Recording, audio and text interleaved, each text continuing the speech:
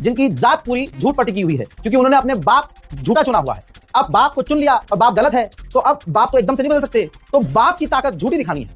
हजरात मोहतरम, 2-3 दिन से जो जंगली सुअर हैं भारत में, वो जंगली सुअर ये चला रहे हैं कि ईरान को झुकाया भारत ने। भारत के आगे अमेरिका ने घुटने टेक दिए, ईरान ने घुटने टेक दिए, और स्ट्रेट ऑफ हॉर्मुज से जिस भी जहाज पर तिरंगा लगा होगा हो उसको ईरान जाने देगा।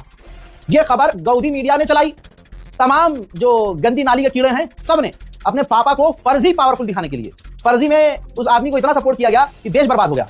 अब मोदी पापा पापा पापा पापा पापा की वजह से देखो स्ट्रेट ऑफ हॉर्मुज में भारत की ताकत देखो। अजी कद्दू, तुम्हारे बाप की ताकत असलियत क्या है खुद मोदी जी ने खोल दी है। भारत के विदेश मंत्री माननीय जयशंकर तक जब ये बात पहुंची, भाई हिंदुओं ने इतना झूठ फैलाया, मोदी को अपना सब कुछ बताने के लिए एक समुदाय ने इतना झूठ फैलाया कि भाई जयशंकर साहब के पास ये बात चली गई। तो माननीय जयशंकर ने बोला कि भारतीय झंडे वाले जहाजों को निकालने के लिए कोई डील ईरान से नहीं हुई है।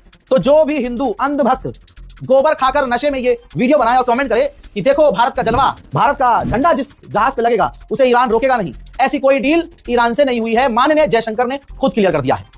और याद रखिएगा, भारत के अंदर जो तेल और गैस आने दे रहा है ईरान, वो भारत के लोगों की वजह से। भारत, और वो भी लोगों में कौन? भारत के मुसलमान। क्योंकि तुम्हारे पापा ने अभी तक ईरान के सुप्रीम लीडर की शहादत पर अभी एक भी पोस्ट नहीं किया। जब चारों तरफ से जलील हुए तो मिस्री साहब को मोदी सरकार ने भेज दिया कंडोलेंस के लिए। जब सब कुछ हो गया, तेल की कमी होने लगी, गैस की किल्लत होने लगी, तब मोदी में इतना दम नहीं हुआ, क्योंकि मुंह ही नहीं था भाई कि अब क्या भाई, 10 दिन हो गए शहादत को, तुमने कुछ नहीं लिखा। अब जब देखा कि भाई चारों तरफ से हम फंस रहे हैं, तो भाई विक्रम मिश्री साहब को हमेशा की तरह आगे कर दिया कि जाओ भाई तुम झूठ मूठ जो है कंडोलेंस दे के आओ, दुख जता के आओ। तो गवर्नमेंट की तरफ से तो गए, इधर से हिंदुओं को खुश कर रहे थे, ये दिखा के देखो हम तो सपोर्ट नहीं करते ईरान को, उनका सुप्रीम लीडर मारा गया, हमने कुछ किया ही नहीं। जब देखा हो तेल बंद हो जाएगा, गैस बंद हो जाएगी, तो फौरन धक्का देके मिश्री जी को आगे कर दिया। ठीक, अब इसके बाद क्या हुआ? गवर्नमेंट किसी देश की बेवकूफ तो होती नहीं है, और ईरान की तो बिल्कुल नहीं है, मानना पड़ेगा तुम्हें।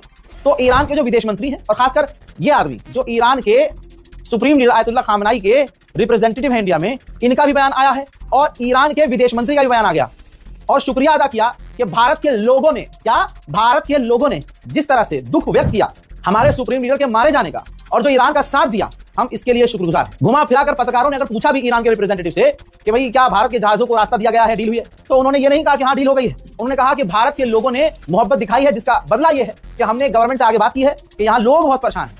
याद रखिएगा, सरकार लोगों को रिप्रेजेंट नहीं करती है, जनता सरकार को रिप्रेजेंट करती है।